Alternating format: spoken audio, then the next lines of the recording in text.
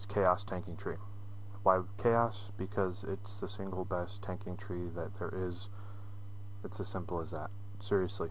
And the reason is because it boosts your evasion chance, which is better than defense or block, because when you evade you take no damage, and because of this thing right here called escalation. When escalation is fully stacked, you take 30% less damage, just by itself, 30% less damage. When you throw your passives into it, you gain 37.5% less damage. So basically, all the time, you're taking 37.5% less damage. It's literally too good to pass up.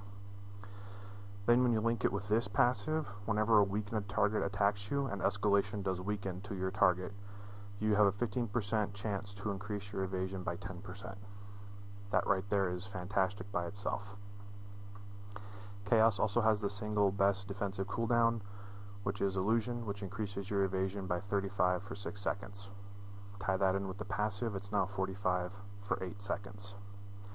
Single target resource builder, which is also Chaos, increases your evade rating by 30 per stack for 8 seconds, stacks up to 5 times.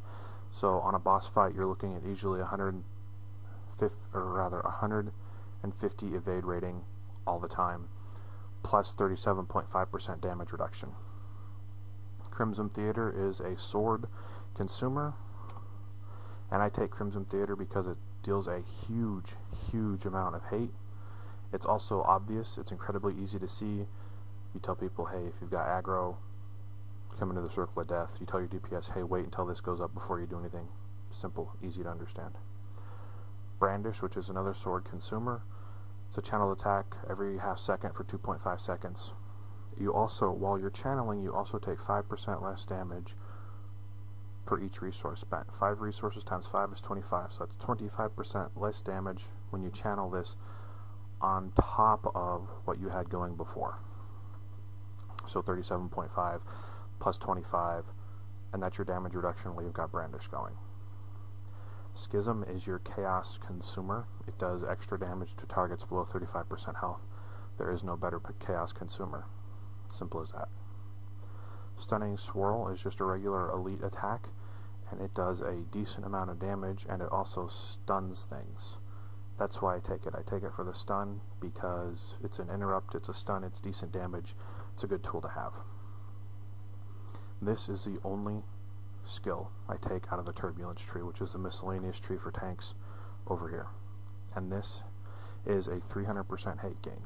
You start a fight with Crimson Theater and then start blowing escalation, your target does not leave you. It's simple as that. Your next passive is Brandish Support, which increases your defense by 25 per resource spent while you channel. So 5 times 25, that's your extra defense now, and its recharge time is reduced by 5%, or I'm sorry, by 5 seconds. So now its recharge time is 5 seconds as opposed to 10, which means that on a boss fight you can have Brandish going basically another 5 seconds later. It's pretty cool. Fluid Defense is my elite passive.